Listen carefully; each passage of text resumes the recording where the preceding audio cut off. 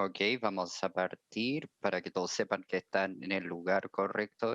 Estamos en un evento de recuperación verde y resiliente organizado por la Fundación MERI en el Pabellón de las Ciencias. Así que bien, la pandemia de COVID ha sido uno de los grandes desafíos que ha enfrentado el mundo en más de un siglo, pero la amenaza de cambio climático puede ser aún mayor en esta década tan decisiva que tenemos que mitigar las emisiones para cumplir con las metas de 1,5 grados de los acuerdos de París. También tenemos que crear resiliencia. El impacto de cambio climático afecta las comunidades de menores ingresos también y tenemos que ver qué brecha queda. Los ministros de políticas y creadores de legislación en Latinoamérica van a hablar de cómo podemos crear el puente para un mayor y resiliente y equitable y sostenible mañana. Ahora, en la década tenemos un informe acerca de Latinoamérica en cuanto a resiliencia que fue lanzado durante la reunión de CELAC y queremos hablar y retomar la discusión. Tenemos a Andrea Mesa, ministra de Medio Ambiente y Energía para Costa Rica, Ede Vázquez, Senior Advisor para el Global Center de Adaptación, también Camila Cepeda, directora de Asuntos Multilaterales de MFA México, Rodolfo Lacey, director del Directorado Ambiental de la OCDE, Carolina Urmeneta, directora de la Oficina de Cambio Climático, Gobierno de Chile, Tilemi Orozco, asesora política senior de E3G, Rab Chami de la FMI y Fiona Clowder, embajadora regional para Latinoamérica y el Caribe, COP26. Vamos a comenzar con el video. América Latina ha sido golpeada dramáticamente por la pandemia. La región tiene las tasas más altas del mundo de infección y mortalidad por COVID-19. 4,8 millones de personas caerán en extrema pobreza debido a la COVID-19. El cambio climático sumará otras 5 millones de personas para el 2030. En esta década decisiva, determinaremos si somos capaces de prevenir el cambio climático y hacer nuestras comunidades más seguras. Las decisiones que tomemos hoy moldearán el escenario climático por décadas.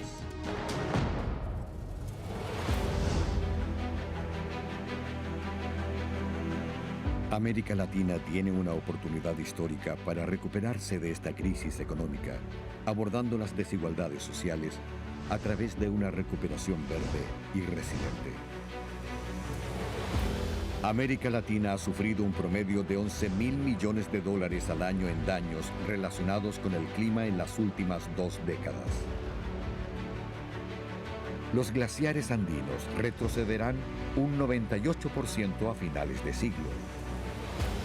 Los países del Caribe perderán más del 10% de su PIB a finales de siglo, América del Sur hasta el 10% y Centroamérica más del 15%.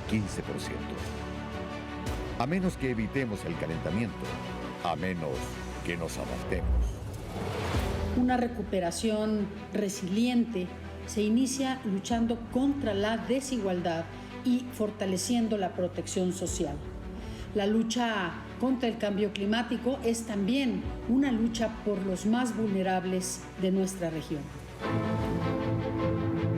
Los paquetes de estímulo fiscal deben centrarse en beneficios directos para las personas y abordar las brechas de infraestructura para cumplir los objetivos de desarrollo sostenible con proyectos listos para iniciar su construcción que movilicen inversiones y creen empleos.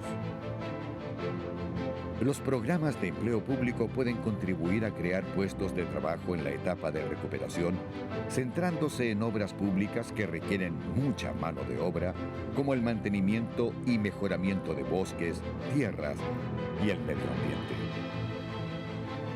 Estos tipos de empleo pueden ayudar a restaurar ecosistemas que han sido dañados o destruidos, incluida la reforestación, la protección del paisaje y la conservación del suelo y el agua. También se pueden generar empleos verdes centrándose en la limpieza de lechos de ríos y de escombros en laderas y barrancos y limpieza de arbustos y basura para prevenir incendios forestales.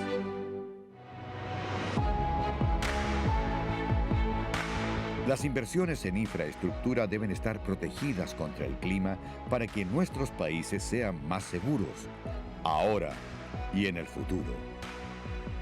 Hacerlo costará entre 30 y 130 mil millones de dólares para el 2030, pero logrará un beneficio neto de 700 mil millones de dólares. Solo un 3% de gasto adicional puede lograr estos objetivos. Creemos firmemente que el sistema financiero debe premiar las inversiones resilientes con mejores condiciones. Para lograrlo se requiere información. Es por esto que hemos puesto a disposición el Atlas de Riesgo Climático a nivel comunal en todo el territorio nacional, herramienta que nos permite fomentar un crecimiento potente y sustentable en adaptación desde el sector privado. Costa Rica wants to be an example for the world on the adaptation actions through a human rights approach, thus nature-based solutions and locally-led adaptation, with respect for world views and the rights of indigenous peoples and Afro-descendant communities are essential. Es fundamental mejorar la gobernanza y las políticas públicas alineadas con el fortalecimiento de la resiliencia y el abordaje de los desafíos estructurales. Los bancos multilaterales de desarrollo y el Fondo Monetario Internacional deben predicar con el ejemplo sobre el financiamiento climático durante la recuperación, permitiendo espacios fiscales para invertir en la tan necesaria resiliencia. Here in Grenada, we're still reeling from the impacts of Hurricane Ivan, which caused damage in excess of 200% of our GDP. The multilateral institutions, such as the IMF and the World Bank, recommend that we reduce our debt. However, we need to continue our Building Back Better agenda and can only do this if these international institutions increase their concessional funding for adaptation. Climate adaptation is not a sign of defeat, but a defense against what is already happening. For Latin America, frequently hit by hurricanes, it can help the region avert future losses while spurring economic gains through innovation and delivering social and environmental benefits to everyone. As the world looks forward to recovery, it is essential the region uses this unique opportunity to invest in climate adaptation. This will not only create jobs, but also minimize the impacts of future shocks, such as extreme climate events brought on by our growing climate emergency.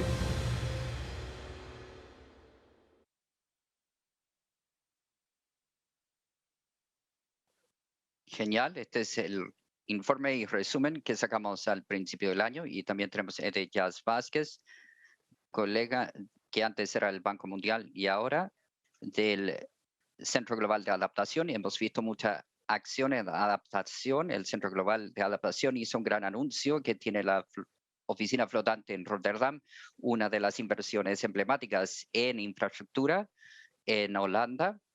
Ede, quería preguntarle, ¿estamos haciendo suficiente en invertir en adaptación y dónde ves señales de promesa que llega a llenar la brecha en adaptación y financiamiento? Gracias, Marcelo. Gracias, Fundación Meri, por la invitación para tener esta conversación. Creo que el video muestra que el informe con que trabajé con Marcelo en enero de este año, y de hecho tenemos un nuevo informe que se enfoca en África, precisamente en estos temas, que es si el mundo está haciendo suficiente en adaptación, y la respuesta corta es no. Los niveles de adaptación son inferiores y hay una razón de por qué es así el caso.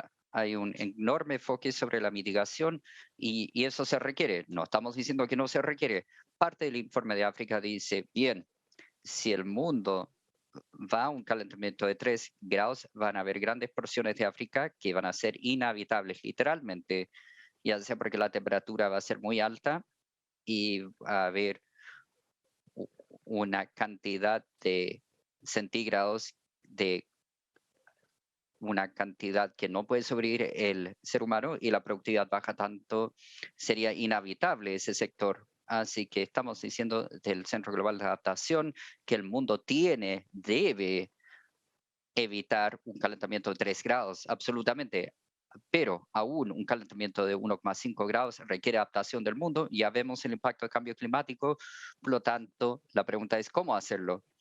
Cuando empezamos a ver informe tras informe, y lo hemos visto en la Comisión Global de Adaptación, en el informe latinoamericano y el reporte de África, esa adaptación paga, tiene retorno. No es solamente agradable y bueno hacerlo, sino que económicamente tiene sentido. La relación de costo-beneficio en los sistemas de inversión, por ejemplo, por cada dólar se recibe de $4.24 de vuelta.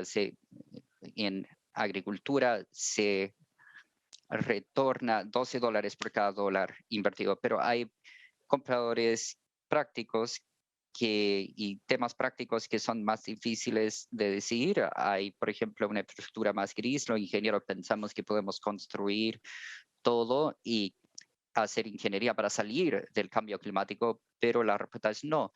Al menos que utilicemos la naturaleza como un buffer crítico, requiere romper los hilos entre los planificadores típicos, los ingenieros y también los biólogos y los especialistas para tener una solución combinada para adaptación que tenga sentido.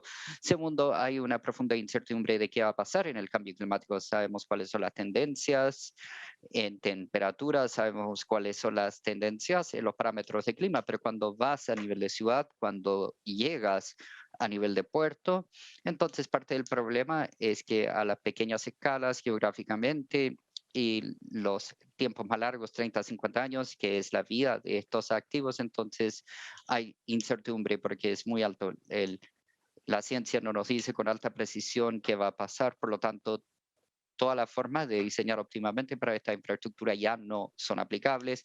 Realmente hay que tener sistemas más robustos que le permitan combinar naturaleza e infraestructura para moverse en estas direcciones. Y finalmente, información. La información realmente es una parte crítica de esta solución. La información en clima, la información de meteorológica, así que no solamente recabar la información, sino transformarla y distribuirla de tal forma que cada miembro de la sociedad puede tomar ventaja y saber qué hacer con este proceso para entender y para que los agricultores entiendan que las proyecciones de 6 meses debido al niño o a la niña, se sepa cuáles son, por ejemplo, los efectos prácticos en plantar en este proceso, que es lo que requiere el Ministerio Vial y caminos para preparar una recuperación rápida después de un desastre para reducir el daño económico en esta dirección. Y finalmente, uno de los desafíos es tener modelos claros con el sector privado. Van a ver aquí en COP26 muchos modelos para invertir en energía renovable, en vehículos eléctricos para el lado de mitigación, esa innovación del lado financiero y también del sector privado, y el modelo de negocios aún no está listo para la adaptación y es una área del Centro Global de Adaptación, está trabajando muy fuertemente. Resumiendo, en el informe Latinoamérica y de África mostramos no solamente que la adaptación y sus medidas son económicamente sensibles, sino que pueden ser parte del programa de recuperación, pueden generar más trabajos que las industrias tradicionales que son más fáciles de colocar en recuperación porque estamos acostumbrados a eso en los países y de pronto se puede abordar la desigualdad que es tan crítica a los países en torno al mundo. Muchas gracias, Marcelo. Genial, gracias. Y tienes toda la razón. Creo que el sector privado es el que realmente queremos involucrar porque hay una brecha en inversión.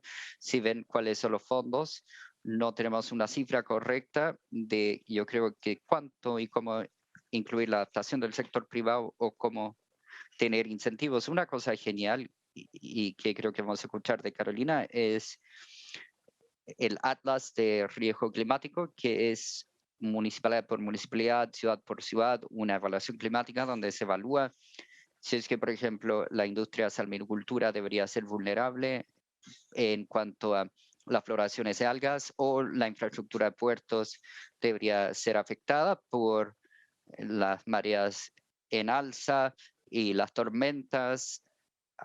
Así que tenemos que tomar ese paso adicional del informe de IPCC, llevándolo a nivel país, nivel ciudad y hasta nivel de bloque, nivel de cuadra. Eso queremos hacer en el centro de acción. Vamos con Camila Cepeda ahora, que es una de las grandes contrapartes en el diseño de este estudio, y ella fue muy tajante en decir que deberíamos colocar la desigualdad al centro de esto, y fue genial que insistió sobre esto, porque es ahí donde llegamos a la realización que de hecho la adaptación es una lucha contra la desigualdad. Así que le quiero preguntar cómo esta recuperación verde recupera y ayuda en sobrepasar la desigualdad que hace México en promover la resiliencia, y finalmente me puede hablar de la reciente colaboración con Estados Unidos después de la visita de John Kerry. Sí, muchas gracias. Y en definitiva, al decir esto, el cambio climático exacerba las desigualdades existentes y debemos reconocer que en cada esfuerzo se debe abordar la desigualdad porque es un ciclo negativo que continúa. Por lo tanto, no podemos hablar del cambio climático sin reconocer esa brecha. En ese sentido, me gustaría ser indulgente acerca de las negociaciones y el negociador clave de México. Estamos solicitando específicamente eso, que se coloquen más recursos en adaptación, pero que nadie quede atrás y que ni una voz quede sin escuchar, porque la adaptación es muy específica al país, a la región. Es muy difícil escalar los proyectos de adaptación sin tomar en cuenta eso. Por lo tanto, hay que considerar las comunidades locales y las necesidades específicas de cada, ni siquiera diría cada nación, diría cada área que queremos ayudar. En la adaptación es extremadamente importante tomar en consideración esto, y es algo que estamos promoviendo no solamente en la agenda nacional, sino a nivel multinacional, multilateral, y también en crear sinergias, porque aquí en COP tendemos solamente a enfocarnos en el cambio climático, pero también tenemos que abordar los desafíos en la biodiversidad y la desertificación.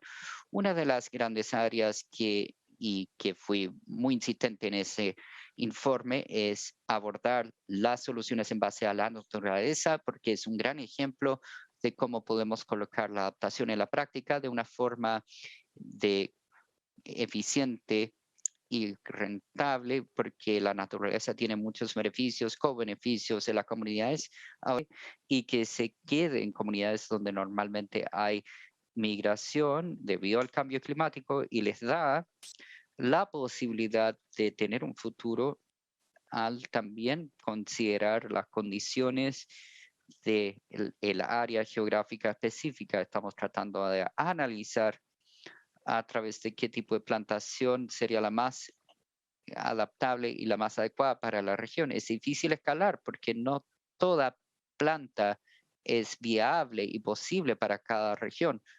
Así que es un programa integral, y esto es muy interesante y conlleva la pregunta acerca de la visita de Kerry.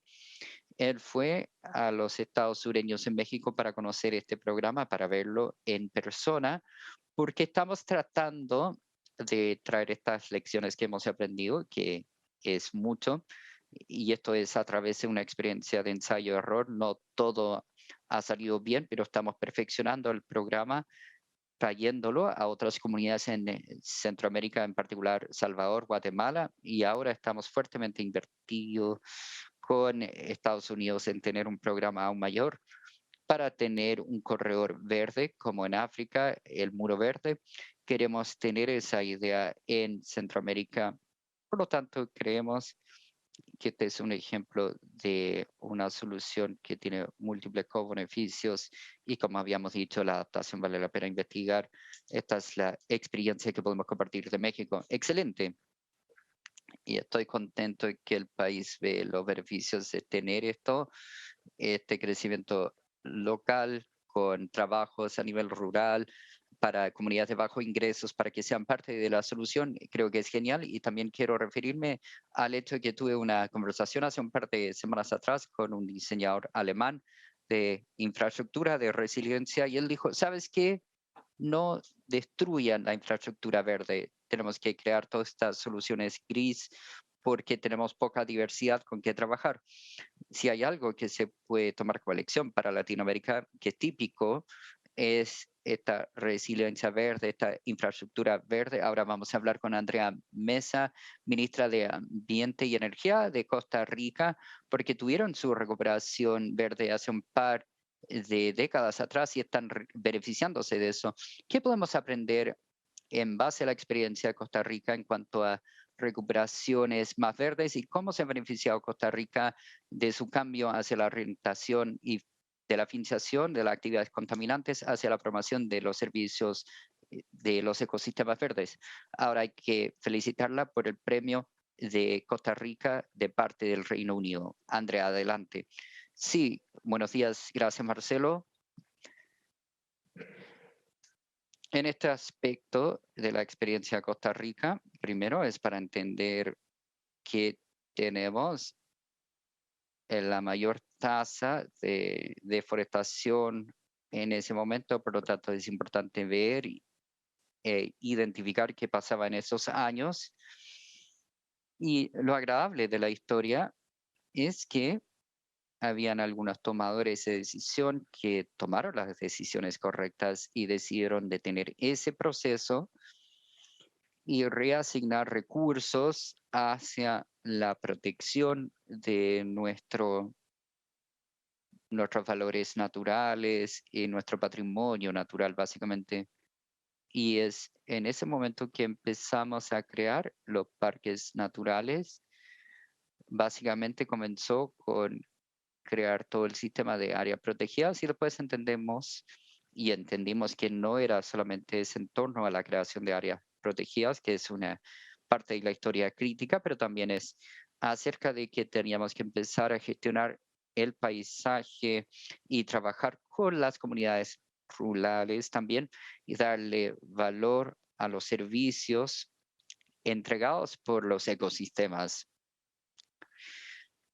Aquí creo que es la parte exitosa de la historia, que es dar valor a la naturaleza, entendiendo que la naturaleza entrega muchos, los servicios ecosistémicos y darle valor a estos sistemas y servicios ecosistémicos. Creamos un tipo de paquete para combustibles fósiles en cuanto a un impuesto, asignando 3% a Bonafifo, que es nuestro fondo forestal, y esto nos permitió pagar y implementar los servicios ecosistémicos bajo ese esquema. También se trata de tener áreas protegidas y aparte de eso hay que trabajar con los distintos agricultores, comunidades indígenas y comenzamos con este sistema y el sistema en este momento para algunas familias es un elemento crítico porque en algunos casos el único ingreso que reciben, por ejemplo en el caso de las comunidades indígenas, estos recursos se utilizan para invertir en agua, infraestructura, en otros medios y necesidades que tienen en su territorio. Esto creo que es parte de la historia. Fue un esfuerzo público, pero entendimos que también hay que trabajar con los agricultores privados para poder establecer incentivos, hicimos algunos ajustes al marco legal, prohibimos el cambio de uso de terreno. Por lo tanto, era dar las señales correctas, dar los incentivos y después también una estructura en el mecanismo de financiamiento, porque este es el otro elemento. Con la cooperación y los fondos se comenzó con un programa piloto, hicimos el piloto, pero después teníamos que tener una base permanente para continuar. Esto nos permitió también catalizar la otra industria, que es el turismo. Yo diría que es una combinación de estos tipos de esfuerzos, lo que estamos viendo ahora, y eso es como el siguiente paso en tener el plan de decarbonización, que básicamente es la estrategia a largo plazo de volverse neutro, carbono neutro, y lograr neutralidad de carbono para los siguientes objetivos. También es crítico trabajar en esas áreas. Esa es la conclusión y parte de los elementos que estamos abordando ahora. y el también avanzar en la conservación de océanos, que en nuestro caso es lo que llamamos la siguiente frontera. Muchas gracias, Andrea. Tenemos mucho que aprender y creo que el mejor momento para comenzar con estos servicios ecosistémicos y la recuperación es hoy y mejor ayer aún, pero si no, hoy. Ahora vamos a continuar con Rodolfo. Rodolfo fue viceministro de Medio Ambiente de México, éramos colegas en la coalición de aire limpio, entre otras, y hizo muchas cosas en el precio de carbono que resultó ahora en aumento de ingresos y baja de impactos medioambientales. Ahora es director de la Dirección de Medio Ambiente de la OCDE. Ahora tú has mantenido las categorías de positiva, negativa acerca de acción climática. En la última actualización que tenemos hace un par de meses atrás, quería ver que estamos volviendo a la forma antigua de hacer las cosas. En la sesión anterior se habló de los fondos y los presupuestos en cuanto a las emisiones. ¿Cómo se puede escribir? ¿Cómo se puede escribir la recuperación? ¿Es tan verde o es peor que el 2008 y 2009? Bueno, muchas gracias por la pregunta. La respuesta no es que no es tan verde como quisiéramos. Esperábamos volver de una forma más verde, más azul como nueva norma, porque la gente vio durante la pandemia los cielos azules, que la vida silvestre volvió a la ciudad. Las personas estaban entusiasmadas con mayores inversiones en los proyectos verdes también. Somos muy entusiastas con esto, y ahora que están llegando los billones para recuperar las economías, esos billones se pueden invertir en proyectos verdes, en bajo carbono, en tecnologías resilientes que hay que desplegar masivamente en nuestras economías. Y la respuesta fue no. Encontramos después del primer año que solamente 17% de todo el dinero que va en los paquetes de recuperación son verdes, solamente 17%. Pero en el último informe que lanzamos en octubre, recién pasamos de los 300.000 millones de dólares a 700.000 millones de dólares. Pero no todos estos proyectos están clasificados como verdes, son positivos o tienen efectos positivos sobre el medio ambiente. Hay algún nivel de lavado verde, greenwashing, en estos paquetes. Encontramos, por ejemplo, que casi 50% de las medidas tienen resultados mixtos. La realidad de estas inversiones es que no benefician el medio ambiente, sino algunos países que están cubriendo sus acciones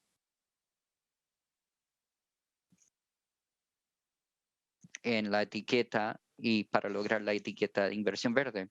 Lo interesante es que en países latinoamericanos, parte de la OCDE, estamos más invertidos en la adaptación que los países desarrollados. En los países desarrollados vemos que parte del dinero va directamente a esta electromovilidad, que es bueno porque eso va a ayudar en reducir el costo de las nuevas soluciones, y parte va también a los renovables, y hay una gran cantidad que va, por supuesto, a apoyar esas actividades que pueden reducir las emisiones de gases de efecto invernadero y los contaminantes aéreos. Eso es importante, pero solamente 10% va a la biodiversidad o a propósitos adaptativos en general.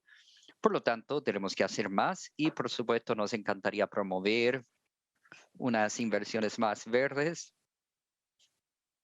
Estamos promoviendo eso, y es importante también decir que los gobiernos tienen una percepción real del problema, pero las fuerzas internas no les dan las oportunidades para realmente invertir en la agenda verde. Así que tenemos mucho más que hacer. Afortunadamente, sí es cierto que estamos gastando más en adaptación y creo que es porque los países latinoamericanos ven la amenaza más claramente porque somos más impactados. Quizás el próximo año, después de que el norte global es impactado tan profundamente, Europa, Alemania, con las inundaciones de Estados Unidos, veamos un cambio. Otra forma es que el sector financiero empiece a premiar las inversiones resilientes y castigar aquellas que no son resilientes. Y es por eso que quiero ver los resultados de el sistema de evaluación de resiliencia y adaptación que viene de parte del Banco Mundial. Ahora quiero aplaudir el primer panel. Ahora vamos con el segundo panel.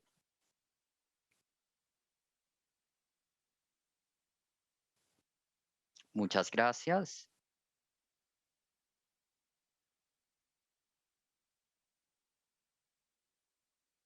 Ahora vamos con Fiona, Carolina. Ralph, no lo veo. Delaney, vamos a traer aquí para las personas para que sea una conversación más íntima.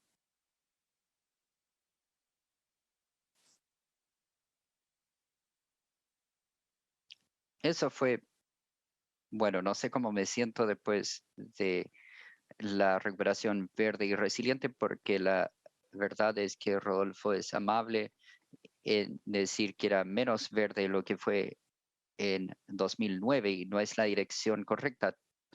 Quieren volver a las formas antiguas de hacer las cosas y no está funcionando como fue planificado, pero vamos a continuar porque creo que hay cosas que se están haciendo y quiero comenzar con quien tengo aquí al lado, Carolina Ormeneta, directora de Oficina de Cambio Climático Gobierno de Chile, y Fiona Crowder, embajadora regional para América Latina del Reino Unido para COP26, y también Dileime Orozco, que es de E3G, está en línea y vamos a comenzar. Y si Ralph Chami llega, también le pedimos que se una. Y el año pasado, Carolina, en cuanto estábamos en la crisis, comenzó un movimiento diciendo que deberíamos ir a una recuperación resiliente y ustedes, de hecho, recuperaron el avance, dijeron es algo que tenemos que abordar y en el Ministerio de Medio Ambiente realmente ha liderado un esfuerzo en liderar una recuperación verde con transparencia, con rendición de cuentas. ¿No puedes contar un poco del paquete de recuperación verde que ha creado Chile y cómo se ha beneficiado Chile? Porque hay una deuda de bajo costo. Muy bien, gracias por la invitación. Gracias, Marcelo o la Fiona. Sí, claro, antes de hablar de la recuperación verde, quiero hablarle de los bonos verdes extranjeros. Esa fue una gran pista para nosotros. Chile fue el primer país en Latinoamérica que colocó estas herramientas para poder utilizarlo y lo hicimos con el Ministerio de Finanzas en conjunto con el Ministerio de Medio Ambiente y requeríamos un marco para inversiones. Utilizamos iniciativas de bonos de clima como el estándar. Por lo tanto, podemos saber qué proyectos son verdes y cuáles no. Las buenas noticias son que tenemos una gran demanda, como 12 veces en la que se esperaba, y las tasas más bajas que tuvimos en bonos extranjeros, por supuesto, fue genial. Y hoy en día tenemos 7.000 millones en bonos verdes en Chile, lo que es bueno. La buena noticia es que utilizamos esa información para la recuperación verde porque tenemos un marco y ese marco es en torno a los bonos verdes. Ahora también nuestra NDC, nuestro compromiso nacional de compromiso, utilizamos eso como compromiso y fue el presidente Piñero que nos pidió a nosotros, el Ministerio de Ambiente y todos los ministerios, de ir por una recuperación verde y él estableció una meta de ir y buscar 30% de inversión pública en proyectos verdes y lo hicimos y lo logramos y fuimos más allá. Para el año 2021 tuvimos 2,6 mil millones en inversiones verdes en Chile. Son proyectos que son del gobierno al país, para el país, y eso es muy bueno como noticia. También quiero destacar lo que estaba diciendo Marcelo acerca de transparencia, porque no es solamente decir que estamos haciendo esto, presentamos un informe en julio para poder saber cuáles son estos proyectos y vamos a actualizar este informe en diciembre para poder decir, ok, esta es la lista final para todo el año 2021 y esto es lo que estamos haciendo. Y una cosa que también creo que es importante es que tenemos muchos proyectos de adaptación en la infraestructura resiliente y también en gestión de aguas, y eso es lo que quiero destacar hoy. Gracias, genial, y estoy contento por esto, y solamente quiero decir que si ven los números, 2.3, 2.5 mil millones, si piensan en la capitalización que tiene el Fondo Verde, que es quizás 10 mil millones, CIF, más 10 mil millones más, muestra el gasto nacional puede enfocarse razonablemente y que puede lograr impactos muy positivos, y el hecho de que esto se puede lograr con bajos niveles de fondos o las tasas de interés que está pagando Chile para esto es uno de los más bajos que ha pagado. Los bonos verdes son una opción, pero hay mucha demanda, tiene que hacerse con transparencia. Creo que hay una sobreescritura o sobredemanda de 5 a 10 veces lo que se esperó la demanda. Si países quieren hacer una recuperación, hay gran interés en inversionistas, que es un capital de bajo costo, que es menor que da en cuanto a fondos, por ejemplo, del Banco Mundial, donde trabajaba antes. Voy a continuar. Ahora creo que está Delaney, SRG.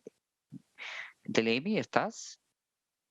Sí, estoy en línea. Genial, excelente. Quería preguntarle, ¿por qué crees que otros países no están utilizando esta oportunidad para crear un puente y hacia una región más segura y menos contaminada? Lo que ves de ayer, del anunciamiento de finanzas de ayer, ¿lo ves como ir en la dirección correcta? Sí, son dos preguntas muy importantes. Creo que es inspirador escuchar lo que dicen los demás en cuanto a recuperación verde, pero hay que recordar que hay varios factores que influencian la toma de decisiones de los legisladores. En algunos países creo que todavía están en la etapa de respuesta. Por ejemplo, si ven los datos de la FMI, hay una recuperación que es dispareja en varios países y también tambaleante en algunos casos. Muchos países están con altos niveles de deuda, hay segundas olas de COVID, así que el hablar de que estamos moviéndonos, el mundo está yendo a una etapa de recuperación, es, bueno, no podemos avanzar al mismo tiempo todos al mismo paso. Ahora, es interesante, hay algunos países que tenían un plan antes de que golpeó COVID, no como Chile y Costa Rica, y esto se enfoca en la crisis de día a día. Hay una falta de capacidad a veces, especialmente de aquellos que están a cargo de las respuestas. Por supuesto, no quiero decir que es una excusa de no actuar y no tomar la oportunidad, pero tenemos que tomar en cuenta el terreno y paisaje y los desafíos que enfrentan los países. Pero sigo siendo positiva. Creo que hay que tener en cuenta que estamos en una maratón. No es una carrera, sino es una maratón. Tenemos que avanzar y creo que hay países que tienen oportunidades aún de formar su recuperación y esto va a suceder en el mediano a largo plazo y hay elementos claves que hay que tomar en cuenta. No se trata solamente del tamaño que hay que financiar en verde, sino tomar en cuenta que hay recuperaciones, que hay un financiamiento estructurado hacia la economía verde. Después del anuncio de ayer, creo que están moviéndose en los compromisos financieros para los resultados COVID-19. Ahora vemos que hay resultados más allá de simplemente comprometerse con dinero. Un ejemplo práctico de esto, y esto es algo más enfocado en el aspecto de mitigación, dado que todavía no sabemos qué va a pasar en el día de adaptación, que es el lunes, y es el lanzamiento de la asociación de Just Energy con África, de Sudáfrica, es a nivel de país, y lo que es interesante es que queremos combinar recursos público-privados para apoyar países que se alejen de forma más rápida de los combustibles fósiles, y esto está sucediendo con Indonesia y Filipinas en otra iniciativa, una iniciativa de bancos multilaterales que juegan un rol clave. La otra cosa, no sé si lo vieron en la mañana, pero 30 minutos atrás, una hora atrás, más de 20 países, incluyendo Italia, firmaron un acuerdo de transición limpia, de energía limpia. Es un acuerdo de cambiar el financiamiento alejándose de los combustibles fósiles hacia energía limpia. Ahora, ¿por qué es importante? Es algo que hay economías claves que son parte de esto. Esto es que el clima y las metas de desarrollo van mano en mano, y esto va a tener consecuencias sobre cómo los países se desarrollan a futuro. Ahora, si puedo expandir un poco más, hay temas comunes que me fijé que hay un enfoque en cooperación global.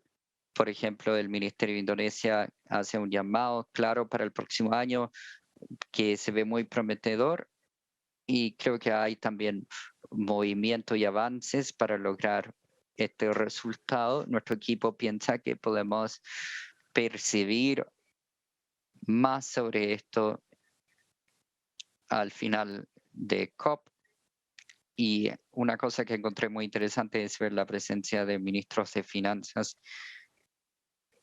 que están en línea, pero su participación activa incluyó la tesorería de Estados Unidos, lo que significa que estamos en un punto de inflexión. Como se dijo ayer, el cambio climático no se trata de proteger solamente el medio ambiente o de solamente asegurar de que tenemos espacios verdes, sino es acerca también de una economía estable, un desarrollo económico estable.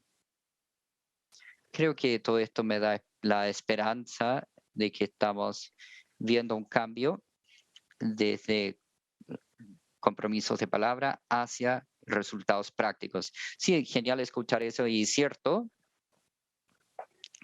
han sido 2 años desde la coalición de los ministros de finanzas. En la coalición fue lanzado, Chile tuvo la presidencia en conjunto con Finlandia, y desde ese entonces tenemos estimativamente el 70% del PIB comprometido, incluyendo los acuerdos de París como operan, y en múltiples principios. Principio número 5 fue uno que el Ministerio de Chile de Finanzas trabajó, incluyendo movilizar los fondos del sector privado y movilizar los fondos, los bonos verdes para la recuperación. Ahora voy a hacer la última pregunta a Fiona Clauder, que es embajadora regional del Reino Unido a Chile, y yo me acuerdo cuando me presentó al Sir David King y lo importante que fue y cómo aprendimos que la resiliencia de medio ambiente y el riesgo de medio ambiente es importante, y cómo sería importante. Gracias, Ralph. Y mientras avanzo, quiero preguntar, ¿qué ha visto en América Latina en su papel de embajadora en COP26? ¿Ha visto un impulso para aprovechar la oportunidad de transformar la amenaza de cambio climático y puestos de trabajo, inversión? ¿Cómo se ve Latinoamérica en cuanto a gobierno? Muchas gracias, Marcelo, y creo que la palabra clave ahí es oportunidad. Ciertamente hay una gran oportunidad para todos en Latinoamérica, ambos con COP26 y también con una recuperación verde. Hay alguna iniciativa, pero no es suficiente. Así que he realizado muchos trabajos en la región y en los últimos 2 meses he trabajado y viajado muchos en la región hablando con sociedad civil, gobierno y empresas. Primero está la realidad de la situación en la región. El terrible impacto de la pandemia, un 80%, un gran porcentaje de la población, 30% de las muertes a nivel global de COVID. Y esto tiene un gran impacto social y económico que es agravado por la deuda, falta de espacio fiscal, a que se refieren los otros ponentes. Segundo, hay una vulnerabilidad en esta región, el alto nivel de riesgo para cambio climático y los impactos. Mucha de esa realidad sucede y ya aún viene peor, así que preparar la agenda de resiliencia y de adaptación es crítico para esta región. Así que se trata de la amenaza contra la oportunidad. Y creo que el trabajo hecho por la Universidad de Oxford, también del Observatorio Mundial sobre el Riesgo Climático, que vieron la falta de inversión hasta el momento de la recuperación verde. Creo que las estadísticas publicadas en octubre muestran que solamente 0,5% de los fondos de recuperación en la región se enfocaron en temas verdes en el corto plazo, solamente 2,8% para recuperación a largo plazo, que es comparado 2,2% para el corto plazo en promedio mundial y más de 19% en promedio para largo plazo en promedio. Ahora, la planificación fiscal no solamente no está abordando las vulnerabilidades y debilidades, sino que va a estar en peor posición competitiva al comparación con otras regiones del mundo. Este es el tipo de desastre y presagio negativo para la región, pero veamos la oportunidad también porque es una oportunidad de realmente dar todo vuelta. Aquí en COP26, como sabes, hay un enfoque muy importante en mitigación, en reducir emisiones, en la transición de energía, moviéndose a transporte verde, muchas oportunidades sobre eso en la región, pero también como parte de la presidencia de COP26 estamos tratando de cambiar el enfoque a las partes más vulnerables del mundo, en particular sobre la adaptación y resiliencia y toda la conexión con la naturaleza. Estos son temas que resuenan fuertemente con esta región. Es el momento de esta región, en mi opinión, de tomar esa oportunidad de ser una voz fuerte aquí en COP26 y también de planificar de acuerdo a cómo se puede utilizar esta oportunidad para la región, porque las soluciones en base a la naturaleza pueden contabilizar una reducción de 40% de las emisiones de carbono.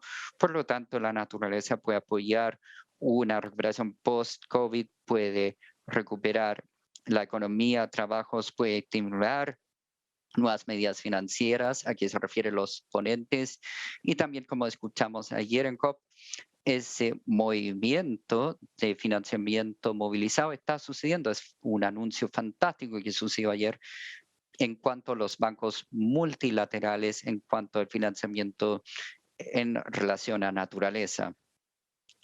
Así que hay muchas cosas que puede hacer la región. Marcelo había dicho que hay muchas oportunidades en la resiliencia y oportunidades verdes. Esto realmente es visto en la región en agua, sanitización, conservación y restauración de bosques y ecosistemas, viendo la agricultura sostenible, muchos ejemplos donde el enfoque se puede cambiar para aprovechar una recuperación verde.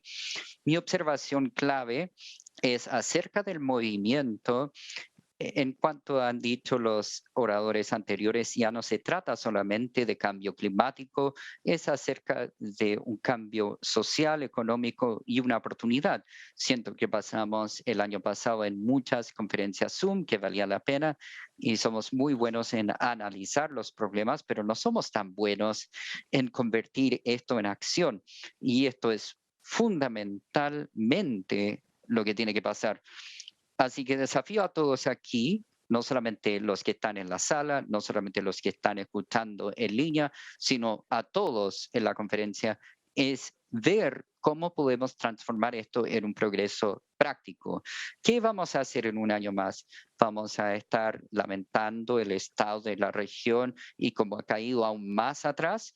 ¿O bien vamos a celebrar los progresos y logros y esperanza renovada de la región en crear más trabajos, mejor calidad de vida, en abordar las desigualdades y situación de la región, porque necesita un plan claro de implementación, una estrategia, no tiene que ser perfecto, tiene que progresar y tiene que tener rendición de cuentas para que esto suceda. Este es mi desafío para la región. Es tarde para tomar acción, pero no es muy tarde, no es demasiado tarde. Hay una oportunidad de hacer una diferencia. Gracias, gracias. Genial. Fue genial porque también quería agradecer el liderazgo del Reino Unido y Chile en COP25 o COP26, la presidencia. Y ahora vamos a terminar esta discusión con Rachami de la FMI. Ahora quiero volver un poquito atrás. Cuando era alumno de doctorado, fui a MCAR, que es un simposio de salud, y había un profesor de Harvard que falleció recientemente, brillante, y él estaba trabajando con Munich y Swiss Re, las aseguradoras, y ellos no le importa quién cree qué cosa, ellos pagan finanzas, ellos pagan los seguros. Ahora puede haber un nuevo informe que muestran, por ejemplo, que la economía mundial, 17% del PIB a nivel mundial para el 2048, y esto es enorme. Pero el informe que sacaron el año pasado fue muy brutal en cuanto a un quinto de sistemas ecológicos que se pueden perder, los sistemas de servicios ecológicos, y hay países en riesgo de colapso ecológico, y estamos en una pandemia que tiene una falta de biodiversidad. Y aquí tenemos y entendemos de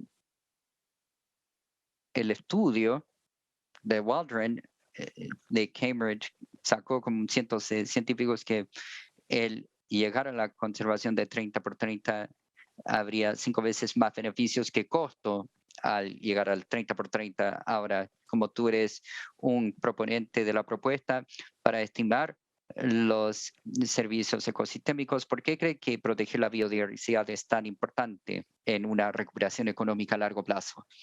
Gracias. Ok, voy a llegar al punto final de inmediato. Lo que yo veo es lo siguiente: la gente está enfocándose en el cambio climático como el riesgo.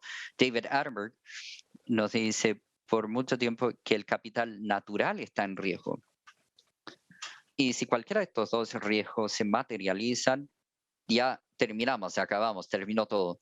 Si quieren enfocarse solamente en el cambio climático y no preocuparse de que el capital natural está falleciendo frente a nosotros, entonces seguramente es un comportamiento irresponsable. Hay dos riesgos: uno en distribución, porque el clima es un riesgo distribuido, en cambio el capital natural es un riesgo real, en tiempo real. Significa que hay especies que fallecen mientras hablamos.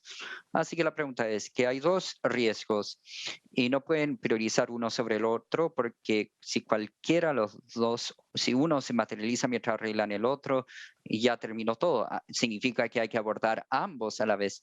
Entonces, ¿cómo abordan ambos? Pérdida de biodiversidad, pérdida de capital natural, mientras lidian con el riesgo de cambio climático. Bueno, están vinculados afortunadamente por una actividad. ¿Qué actividad? Actividad humana. Si cambian la actividad humana, reducen el riesgo al mundo natural. Por lo tanto, utilicen el mundo natural para reducir el cambio y el riesgo, porque el mundo natural absorbe 37% del dióxido de carbono que se tiene que compensar de los 45 gigatoneladas que tenemos que eliminar. Ahora, como economista financiero, no soy científico, le voy a colocar el problema, y también soy economista de mercado, vengo de los mercados. Ahora coloquémoslo, como dijo la colega, en acciones. Así que yo voy a hablar de la acción. Cuando veo el riesgo de cambio climático y vemos los acuerdos de París, Estos se tratan y resumen la lucha en una cosa que es carbono. Así que para mí, como economista de mercado, y sé que sabes esto, se trata de la demanda. Es que hay una demanda infinita para la secuestración de carbono. Esta es la demanda. ¿Y de dónde viene el suministro, la oferta? ¿De dónde viene la oferta? Vean alrededor. Algunos van a hablar de una solución de alta tecnología. Bueno, no está la solución de alta tecnología, y si está, todavía no está aprobado. Sí, puede ser parte de la solución, pero no hay que apostar todo sobre la alta tecnología. Hay algo que está frente a nosotros que se llama tech de tierra, tecnología de tierra. Existe por más de 1.000 millones de años y está frente a nosotros y nos dice, yo estoy aquí, yo te he cuidado por miles de millones de años, yo soy la razón que tú apareciste, ¿por qué mejor no me ayudas a mí para que yo te ayude a ti?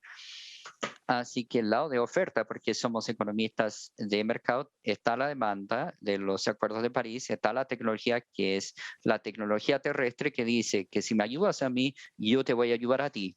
¿Qué significa que yo te ayudo? Significa, permíteme, déjeme tranquilo, deje de ser tan extractivo a la naturaleza que destruye los bosques y estamos a punto de destruir los océanos y todo lo que respira está en él. Cambia tu comportamiento y yo te voy a cuidar. Ahora, ya vimos que 37% de lo que necesitamos viene de la naturaleza y la IPCC dice que 25% viene del océano. Por lo tanto, tenemos un potencial suministro, tenemos hasta un precio. Vean, el precio de futuros de carbono es $73. Y si viene el pronóstico que viene del Banco Central, el precio va a estar en los cientos. Así que creen, ok, hay un mercado, hay una demanda de carbono, hay un potencial suministro, está un precio.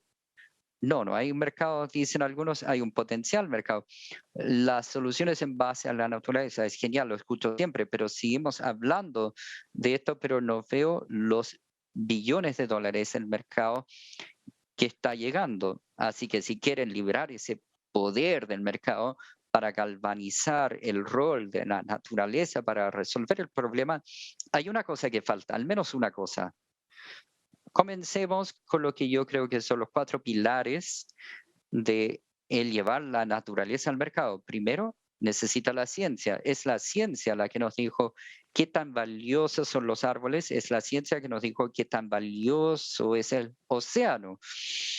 El informe IPCC 2009, si alguien lo vio, si alguien vio lo que dijeron los científicos, decían el océano apertura entre 1830 y hoy ha capturado más de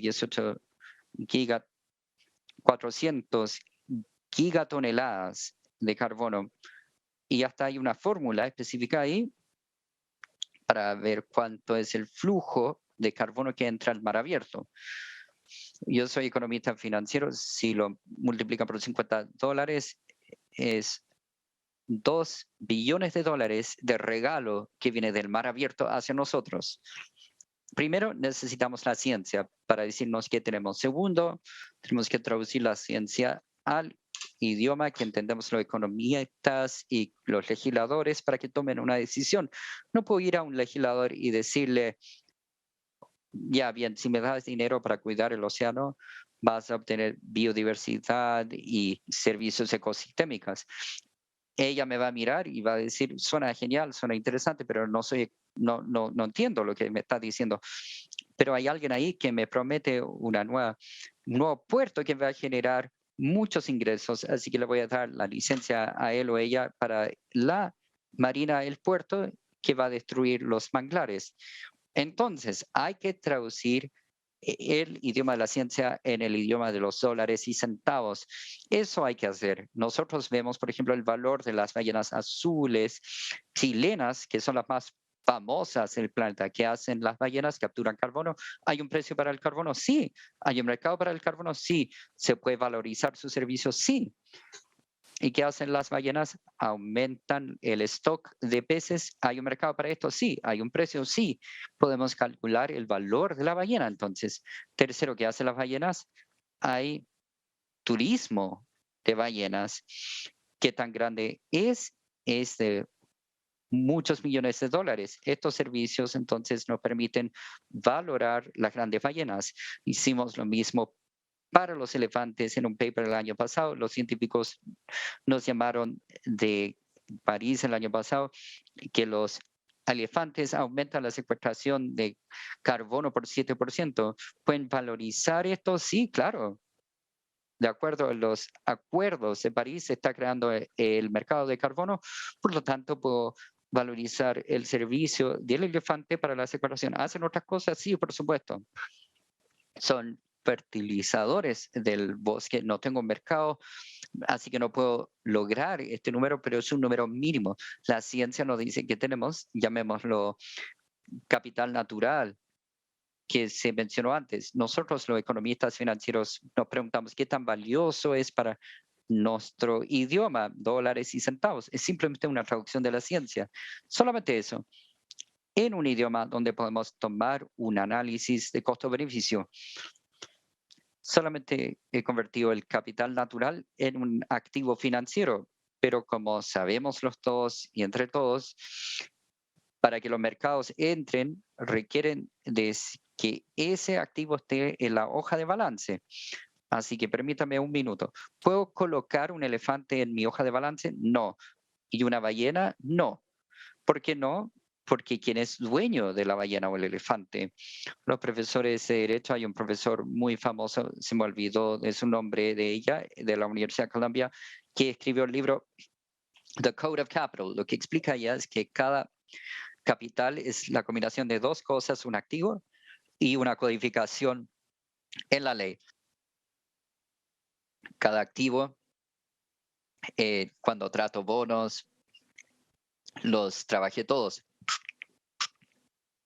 Todo estaba codificado en la ley y esto me permitió colocarlo en la hoja de balance, cambiando el valor neto de una empresa a un país.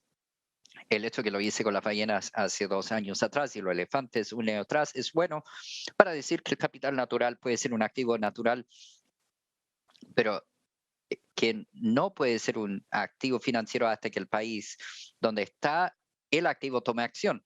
Está pidiendo acción. Aquí está la acción para los políticos. ¿Le importan las ballenas?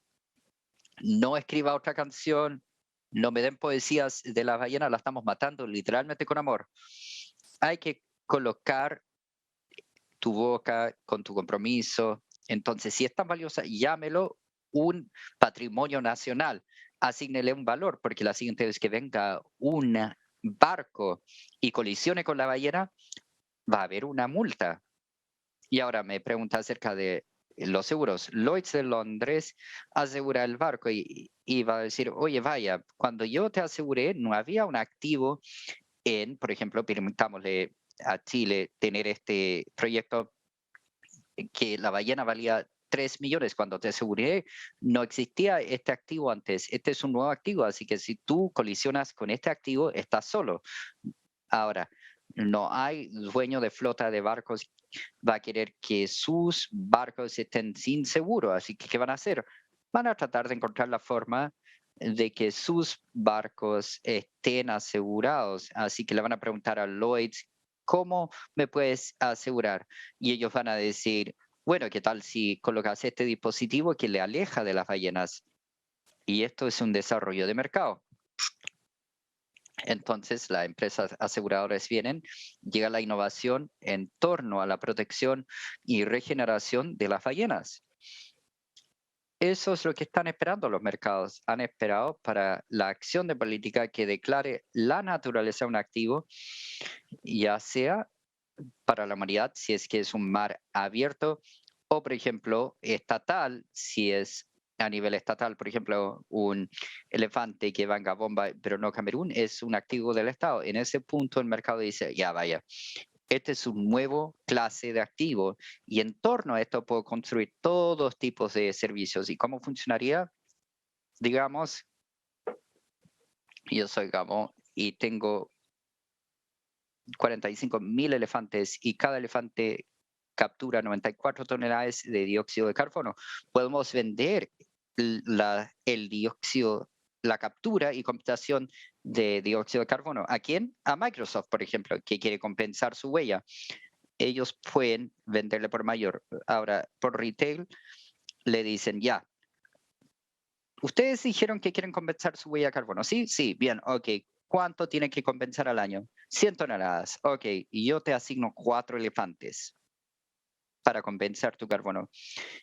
¿Qué significa esto? Significa que los elefantes pueden vivir libremente porque solamente agregan valor si es que hacen lo que siempre han hecho gratuitamente en el bosque. Ahora hay que pagarles su salario. Así que Microsoft recibe la compensación, llega el dinero para cuidar los elefantes y este es un activo natural, un ser sentiente donde tenemos una obligación ética moral. Por lo tanto, el dinero es para cuidar el activo perpetuamente. Significa que hay que cuidar a las personas que cuidan los elefantes perpetuamente, lo que se refiere a las comunidades indígenas y población local. Así que, Marcelo, me preguntas, bueno, no quiero hacer perder su tiempo. Como economista financiero de los mercados, yo le estoy diciendo, esto se necesita la acción del Estado para que lo llamen como es. Me pueden decir que tienen un MBA. ¿Qué hace un MBA? Les siento decir que no hacen nada. Efectivamente, nada, porque en este minuto un barco puede colisionar con una hermosa ballena azul, puede morir ella y sus bebés, sus crías, y después llega al puerto de X país y ¿cuál es la penalidad? Así que si tú colocas un precio sobre naturaleza, y yo digo, no, tú colocaste un precio sobre la naturaleza y es cero. Y yo digo que el precio vivo, el precio de la naturaleza viva es mucho más. Así que Microsoft recibe compensación, pero puede colocar en su sitio web que está salvando a los elefantes de Gabón, está salvando las comunidades de Gabón. Y este es tu STG de, si es que me acuerdo bien, 148, 8, 10, 13, 14, 16, 17, que recibe el gobierno de Gabón un aumento de la base tributaria porque entra dinero, puede decir en qué se gasta en los bosques porque es un activo autofinanciado. 4 pilares. Hay que tener la ciencia, se requiere la valorización, se requiere la acción de política. Marcelo, ¿verdad? Creo que lo sabes. Eso va a librar los mercados. Hay billones afuera y dicen, hagan su trabajo y después llega el dinero. Pero por favor, bajo 2 principios, hay que cuidar el activo natural perpetuamente, elefantes, ballenas, delfines, y vamos a descubrir mucho más. Estos son seres sentientes, conscientes y tenemos una obligación ética moral. ¿Y quiénes son los cuidadores? La población indígena, las comunidades locales. Así que, ¿qué puede sacar Gabón? 42.000 millones de dólares simplemente al vender los servicios de secuestración de carbono de los elefantes. Y los elefantes no se venden. El elefante, de hecho, no sabe lo que pasó. La idea es dejar tranquilo al elefante, que no sepa. Y me dicen si vale la pena. Sí, claro, porque la tecnología de la Tierra es barata. La tecnología normal es muy cara, no está comprobada. Me demoré un poco, pero quería darle una respuesta con acciones. Está en nuestro alcance. Carl Sagan decía, y yo me acuerdo porque tengo la edad, recuerdo su ensayo del pequeño pálido punto azul, y él dice, en este planeta todo lo que tú amaste, todo lo que tú conociste está en este punto pálido azul. El único hogar que hemos conocido, lo voy a cambiar con su permiso, y lo voy a decir, es el único hogar que vamos a conocer. La naturaleza es nuestro hogar, no es una externalidad. Yo fui enseñado de una forma equivocada. Tú también eres economista. Fuimos entrenados y enseñados en cuanto a externalidades, pero la externalidad no es la naturaleza. La naturaleza es lo que hace que podamos vivir. Yo arreglé mi hogar en Estados Unidos, cambié mi techo. ¿Estamos cuidando la naturaleza? ¿Estamos cuidando nuestra naturaleza? No, la respuesta es no, porque suponemos que es infinita y por eso el precio era cero. Bueno, la naturaleza no es infinita, como hemos descubierto. Ok, muchas gracias, fue genial. Gracias, excelente, Ralph. Un aplauso para el panel.